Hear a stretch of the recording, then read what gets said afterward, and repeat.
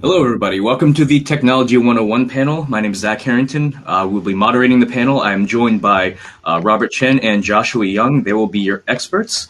We have a few pre-planned questions and a presentation we'd like to share with you. We're going to try to move through the pre-planned stuff that we have fairly quickly and leave it mostly open to questions because usually that's the most effective way to talk about technology, right? Because we can get pretty deep in the weeds if we start going off on our tangents. So what we'll start out with is really what I think a lot of people have the biggest question about, and that is budget. So, Joshua, what would you suggest if people are looking to start getting money to fund their equipment and fund their technology for their esports program? Okay. Well, first thing I always say is the minimum amount of systems you need to run an effective esports facility. For me, I think that number is somewhere around 13 to 15. So right there, you have to start planning. That's what your amount of computers are going to be. And you're looking at roughly about $2,000 to $3,000 per system. So you need to plan for that. And then you also have to think about what cycle you're going to use to, replace them, or other ideas are do 6 1 year and then 6 the second year so that you can change that. One thing that we did was I got an operating budget for my esports team. I didn't really get a budget for computers. I went out and looked for a grant, and we ended up getting a $50,000 technology grant that we used to build our facility. So there's a whole bunch of different places you can look for to secure your finances to get going with building your technology out. Yeah, absolutely. And if you don't mind, would you define exactly what you mean by a cycle? Okay, so I mean a cycle, that's just our tech terms of how long a computer is going to be usable. In the esports world, I would say 3 to 4 years is what you want to replace the systems with. So that's what the cycle is, that 3 to 4 years of use of the computers. Perfect. And yeah, I did like the suggestion you made about potentially staggering that cycle. So you're maybe replacing a handful every year, 2 years, as opposed to having to drum up that money all at once, every 3 to 4 years, which can be a lot more difficult. As we all know, working in higher education, getting a large sum of money at once is a lot more difficult. So I think that's definitely a great suggestion. And yeah, I definitely agree. 3 to 4 years is about what we typically see as far as how long a PC will last for. One thing you can try to do, if you want to try to extend that cycle, you can invest more money upfront in the PCs, get higher specs, and that'll potentially help the PCs last a bit longer. But moving on with the money, in your experience, Rob, what's the best place to spend your money as far as technology in an esports program? In terms of spending money, of course, the desktops and the peripherals. There's absolutely the best, the number one thing you got to go ahead and pick out. I'm going to go ahead and show you guys a quick PowerPoint. And the first thing you usually decide is what game you want to play. And I listed some of the spec requirements. If you want to go just really low and start off with just Hearthstone and Rocket League, i3s and i5s will fit just fine.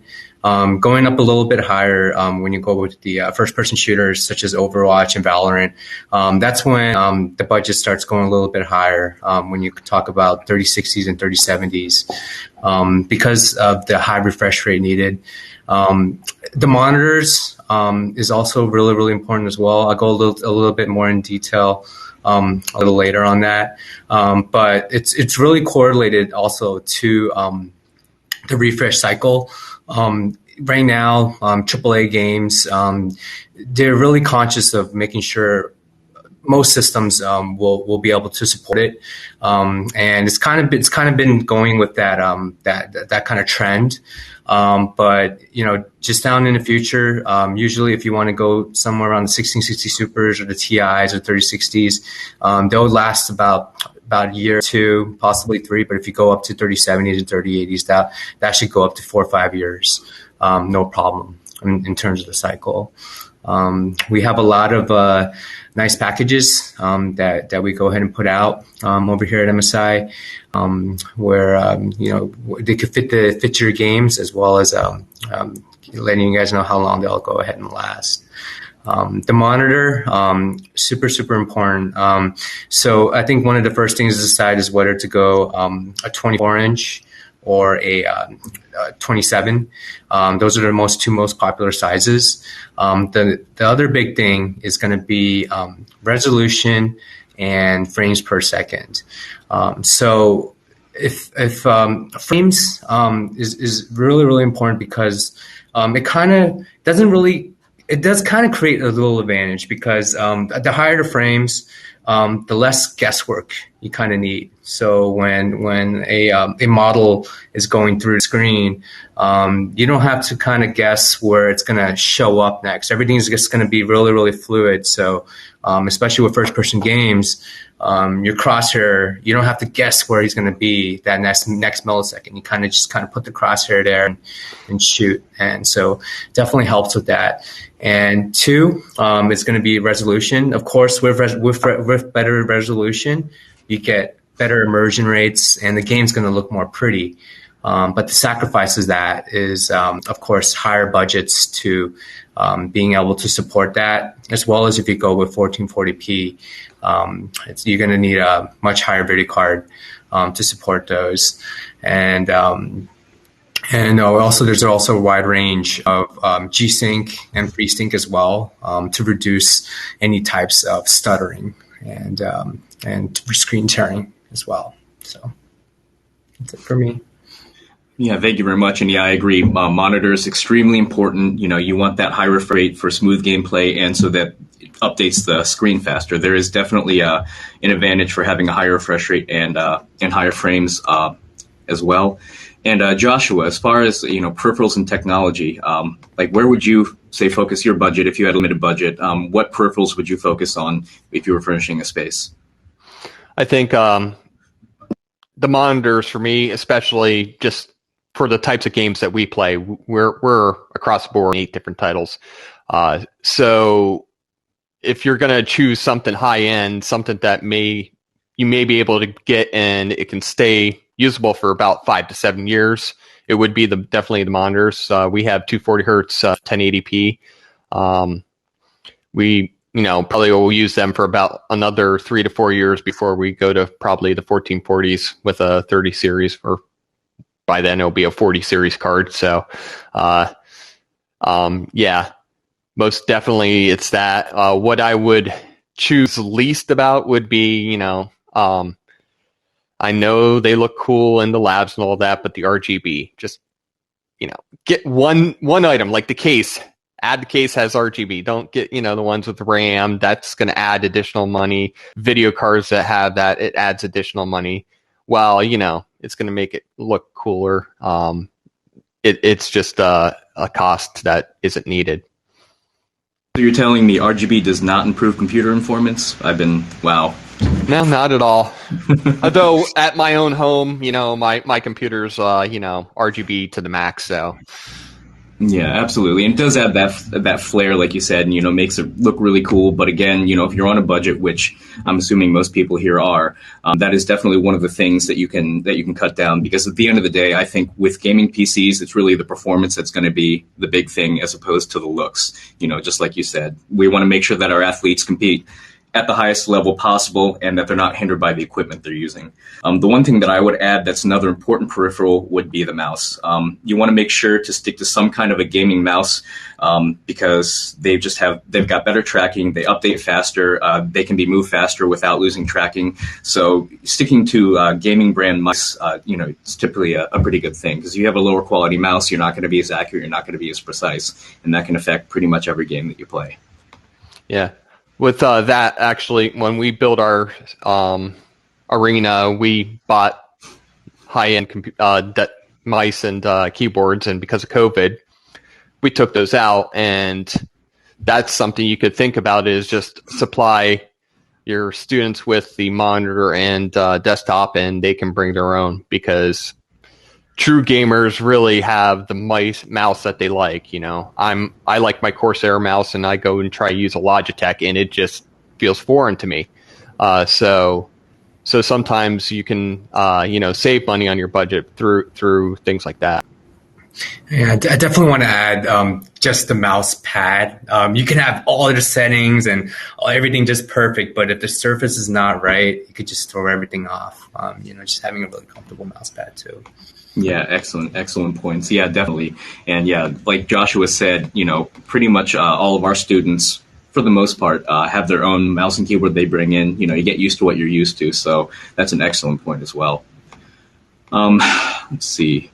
Is there anything else that either of you would like to add or talk about when it comes to the PC hardware before we move on to the next section?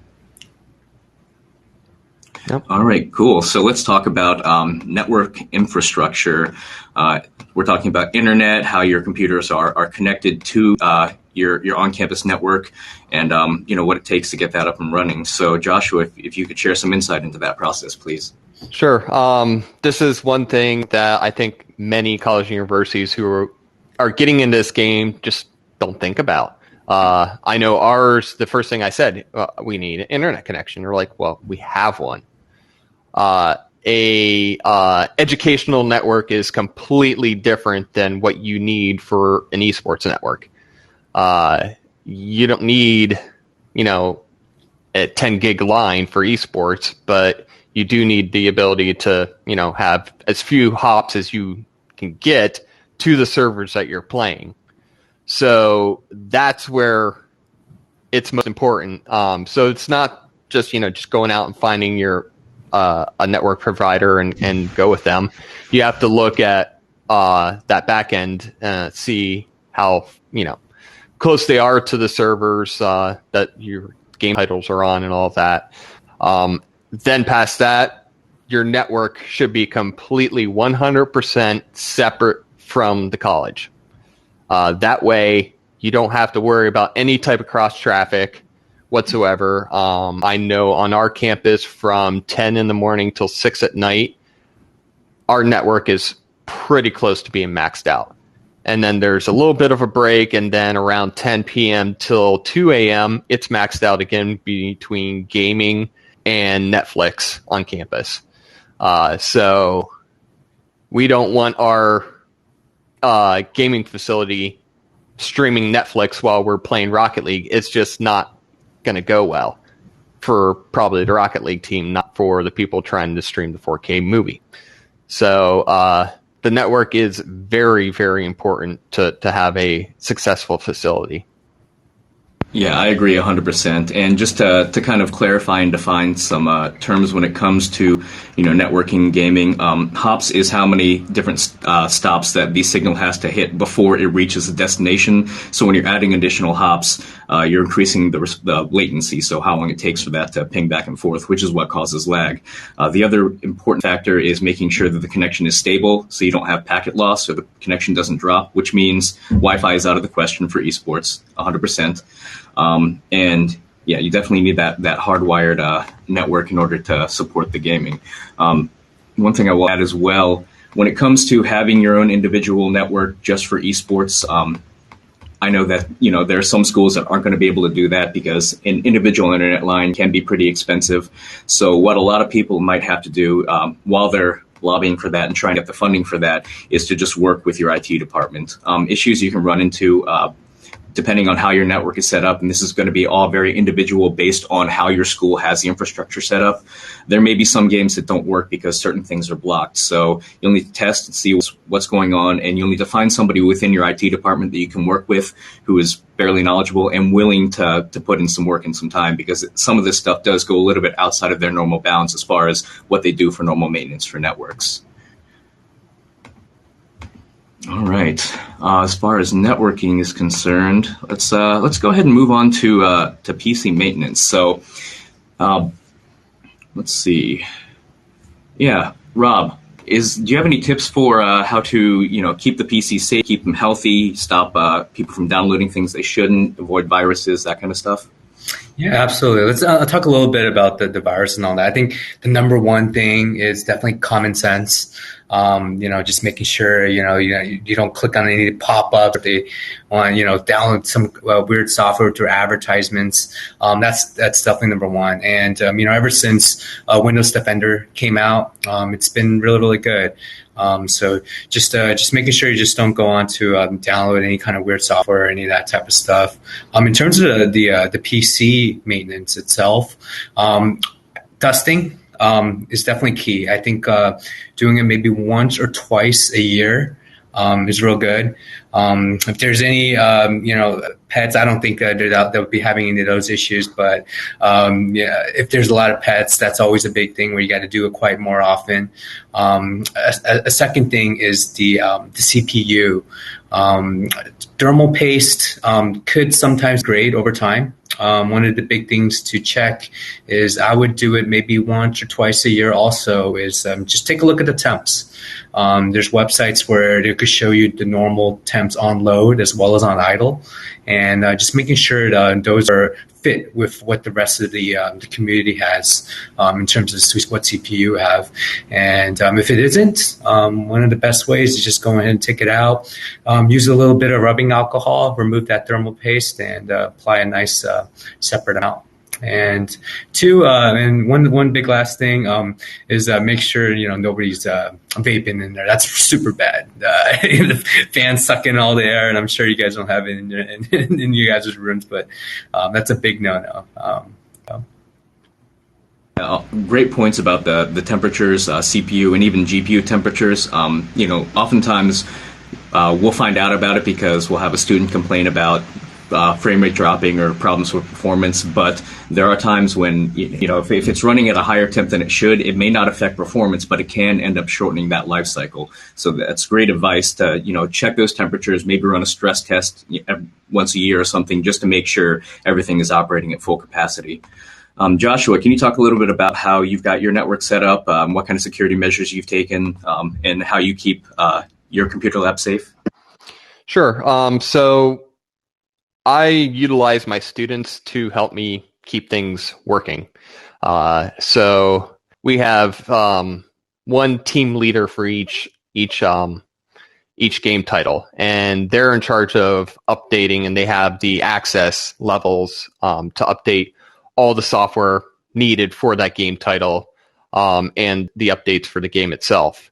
So we have that part because that's just as important as, making sure that the system's secure. Past that, we have a networking degree on campus. So there's another student worker position that actually, that's all they do is monitor the traffic in my our facility is called the Wildcat Den, and make sure that one, we look more to see that they're playing the game titles and not, streaming YouTube or things like that. We have it so locked down, to the ports we only need for Valorant and Overwatch and all that it's not that much of a worry, network wise, over those types of things. So, and also, we use, I can't remember the name of software, but it sort of locks down the PC so that the general user cannot install anything. If they do, it reverts back upon boot. So that's something that helps majorly with malware. Yeah, absolutely, all really, really great advice. And I know for people who aren't too familiar with computer technology and hardware and networking, all this stuff can be really, really daunting, and it can be challenging to learn because there's a lot of stuff you need to pick up in order to have a holistic understanding of how that works. But Joshua, you brought up students, and even, if you don't have a networking degree available at your university, if you have students who love gaming, you're likely going to have students who built their own PCs and have at least a base level knowledge of how PCs and networking work. So, definitely lean on your students because you'd be surprised how many of them might actually know a little bit about how this stuff works. We even had one student who came into the program and already had an A+ certification and other tech certifications as well. So, we definitely lean on our students to help out with that, because especially, I know a lot of people are running programs on their own. So any help you can get is always great. Definitely, again, lean on those students for sure. And that's really all we have as far as pre-planned questions. I do see something in the chat from Josh. Let's see. As far as security suites, antivirus, do you guys have a preference for gaming rigs? Only use Windows Defender. Yeah, that's all that we use as well. Just because a lot of antivirus software tends to bog down the computer and can affect performance, which you do not want in the middle of an esports match. So, and Windows Defender, to my understanding, is it's evolved pretty well to the point to where it's really an effective and safe way to keep the computer safe. Again, as long as you're not doing anything ridiculous, like Rob said, downloading things you shouldn't be downloading. So, and again, monitoring the network and installing security measures like Joshua talked about can help prevent that kind of stuff. And then all those extra software, they have the most dreaded notification pop up at possibly the worst times, and you don't want that, especially during like a big finals match or something. Yeah, exactly. All right. Does anybody else have any questions? I know we went through all that pretty quickly, but again, we kind of want to keep this an open conversation. So, all right. Anthony says, do you have anything to prevent hacks or cheating? Well, most of the competitive titles that we play in, they have their own back end that prevents any of that from happening. So we deal with that. To be honest, most of what we deal with there is more on the policy side. So if, one of my students did attempt to do something like that and got banned for a month on the game title, I wouldn't allow that person to play on my team for that next month. Because yes, I do have several players who have multiple accounts for the same game.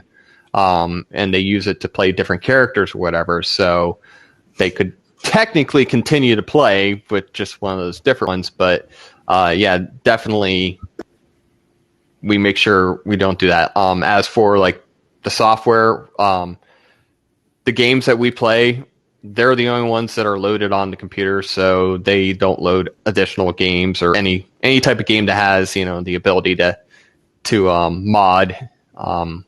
We don't have, so we don't have to really worry about those things. Yeah, a lot of the games, most esports titles have built-in anti-cheats. But that's a great question, Anthony, because cheating is definitely a big issue within esports, and something that NACE does, requiring students to be on campus in a facility monitored by a coach. A lot of the onus does fall on us as the coaches and the administrators at the schools to make sure that our students aren't cheating. And like Joshua said, if we catch a student cheating, they're off the team. That's it, period. Because once you violate that trust and that integrity, there's really no way to get it back. So what we do is we have our students sign a code of conduct that clearly outlines that they will be removed from the team without warning if they are caught cheating or hacking or anything of that manner, in addition to other things as well. So great question, and definitely a really important topic that we need to think about for the future of competitive esports at the collegiate level. And does anybody else have any questions?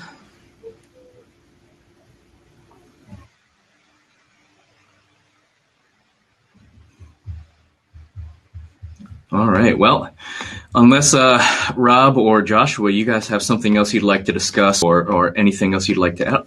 Oh, here we go. Corey, do we have any recommendations on equipment for shoutcasting and streaming our matches? Shoutcasting streaming. Yeah. So one of the biggest, the CPU is actually the biggest thing in terms for streaming. RAM also.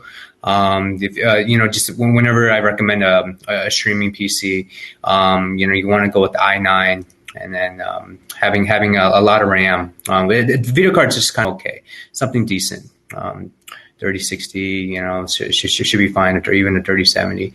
But that CPU is definitely key. And a lot of people sometimes, if they don't have the budget, they'll do like a second box. To just make sure, just to stream on that one and play on a different one. That will help out a lot. Because streaming takes out so much CPU usage. Yeah. Yeah, I happen to know the specs what we have on our streaming station. We have an i9 9900. That's what the top of the line was 2 years ago when we got that. It has 32 gigs of RAM, and then we just threw a 1660 in it because, like you said, you don't need to have a crazy video card in there. If anything, it's more for post production, work that you might use that system for, which we have Adobe Premiere on there as well. But to add to that, a Stream Deck is probably like the one item that you want to get to add to your streaming station. And basically all it is a button box. And there's little screens behind the buttons that you can, put any image there to do it. So this will help with the whole aspect of streaming, Twitch, starting and stopping the stream itself. You can use it to switch to different cameras in your facility if you have that, or the computers themselves. I don't know technically that much about it because the students told me buy one, so I did. And the next day came in and it was fully programmed. They're like, "Oh, watch this, coach, press this button." And, "Oh, well, that's cool." And press this button, our Ptz camera turned on. I was like, "Oh, wow, thanks. Didn't get to play with this yet, but I don't need to now." So that was definitely important. The next thing is definitely get a very good microphone, like a Yeti Blue or Blue Yeti mics, or the Yeti Juniors are very good as well to start out your streaming station. Yeah, all very, very excellent points. And the specs for your streaming PC are actually the same as the one that we have, i9 9900K and 32 gigs of RAM. So yeah, I would definitely say if you're looking to build a PC or get a PC for streaming and broadcasting, like they've been saying, spec that one up a little bit from the PCs you're using in a game, because streaming is pretty intensive on the CPU. So, if you're going to spend money on a beefier PC with more RAM, definitely put that towards that streaming PC. And Joshua, you mentioned Ptz cameras. There is something that we use that I found to be extremely effective, and that really kind of helps eliminate a lot of clutter and wiring. There's technology called Ndi Technology, which allows you to send video over IP as long as it's connected to the same network. And there are specific cameras you can get that have that built into them. So all you have to do is plug that into your Ethernet port, and then any PC you have through Streamlabs, OBS, or vMix, or whatever you're using to stream can pull that video feed over the network.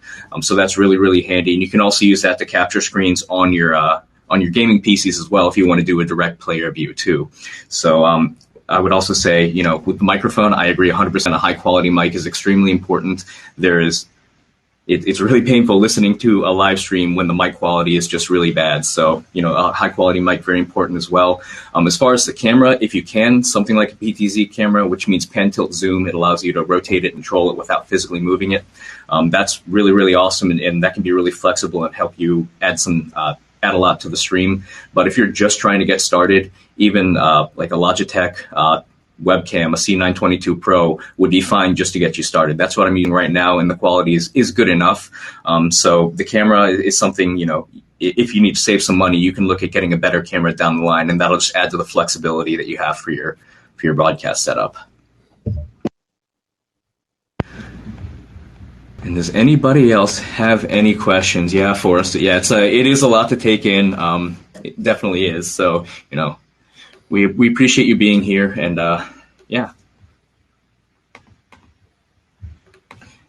And I'm just going to wait for another minute or so just to see if any other questions pop up, see if anybody's formulating something in their head. But if we don't get any more questions, I know we're super early, but we'll probably just go ahead and end the session. I'll add just one thing that we didn't talk about that's important for technology. You need to have a good TV. Why? The kids are going to want to, do what we call VOD review, which is just watching recording of them playing games. So that is always important to make sure that, it's HDR10. If you can go out there and find 120 hertz 4K monitor TV, definitely that's best. And usually the types of TVs that college universities purchase, the enterprise ones, they are 120 hertz. So that's nice. So yeah, and also just to add to the facility, get the biggest one you possibly can. I think ours is like an 85 inch. The next one that we're purchasing is actually going to be 60 inch touchscreen, which we're going to try and build like an interactive thing using physics to do the history of the esports program and all that. So, and then they will also use that to coach in the specific game titles. Very cool. Yeah, I like that touchscreen idea. Yeah. And I'll agree 100% with what Joshua was saying. Having a bigger screen to do VOD review is extremely important. I'm sure many of your coaches, the value and the importance of VOD review. It's a really, really useful tool. And to add on to that as well, since we're talking about technology, a useful program to use with VOD review is a program called Epic Pen. It basically turns your screen into a whiteboard, so it lets you draw all over the screen, so you can pause gameplay and draw arrows, lines, whatever you need to do. It really helps you kind of illustrate what needs to be done during that VOD review as well. And it looks like we have a question from Robert Rohan. Do you have a certain number of systems for each team, or do you have a limited number of systems and have teams take turns using the systems, setting practices, and different times? Well, this past year, because of my facility, and the state laws about COVID, I was knocked down to 7 systems. The nice thing about NACE is Mondays and Thursdays last fall was Overwatch, Tuesday was Rocket League, Wednesday Valorant. So we knew each day when they were going to play. We then basically just said, okay, well, Mondays, you're going to have a game. Why don't you practice before that? And we did that type of thing. But at the start of the semester, with the NACE part, we know when the matches are. Then we just try and schedule our practices. Now, my teams all practice about 10 hours a week. And our facilities in the library, which is one of the latest opened facilities that's staffed, and that's why we chose there. Now, they might have regretted that because, yes, esports people were loud, but we don't get too many complaints, so that's a good thing. But yeah, it's just scheduling mainly. Yeah, and I'll second that.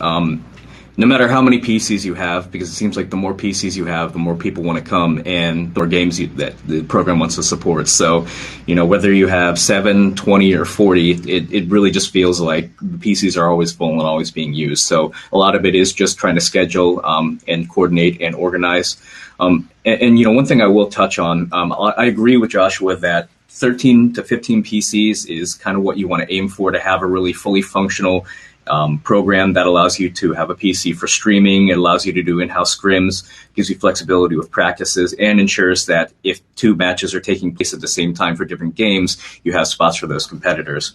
But if you're just starting a brand new program and maybe you don't have the budget for that, it's really going to be dictated by what games you want to play. Rocket League is 3v3. Overwatch for now is 6v6. League of Legends is 5v5. So if you're just trying to get started on the bare minimum, it could really just be however many PCs you need for one team to practice, and then, if you can, an additional PC either for streaming or for the coach to spectate, because that's always extremely helpful. Doc Haskell, long-time listener, first-time caller. What do you expect to pay for an 85-inch TV? I'll take my answer off the air. We'll have Joshua DM you after this. Yeah, I honestly don't. It was a donation, so. But knowing that tech in the ed tech world, I know 80 inches we last quoted were like 3,000 for enterprise versions. So yeah, they're expensive. And then we have the next one about the LED displays. I only know of one facility in NACE that has a LED display wall, and that's Harrisburg University. And it's awesome. It's very cool. So if you can talk your college or university into doing that, I think if you get the display, you could probably get the vendor to come in and help you out. But what I can tell you about their display is I think it was like 23 different panels, and nice. They have a bid for one. But the 23 different panels, they had 23 computers in there, so they could literally, stream up there all 23 computers on that wall. It was crazy. Yeah, and LED displays definitely super awesome. And if you can afford it, like Joshua was saying, it does add a really cool dynamic to your esports space. But from my experience, having spoken to some vendors, and Doc Haskell can attest, as he said, they have a bid for one at $98,000 right now. A lot of the time, if you don't have enough money to afford, all the PCs you want, this is going to be even way further out of the price point. So if you have the money, absolutely do it. It makes it awesome. But I think, especially if you're getting started, the money is better allocated to other places and other things that are more functional, because at the end of the day, you can get a similar experience using either a large screen TV or some sort of high quality projector. Joey is going to sell you. Yeah, well, I'm glad that he didn't. I never heard about this.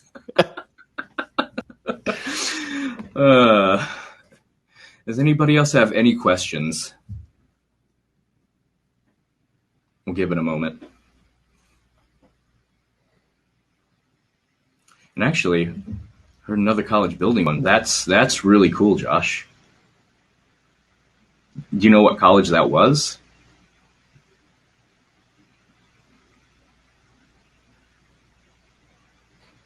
Joey knows a guy.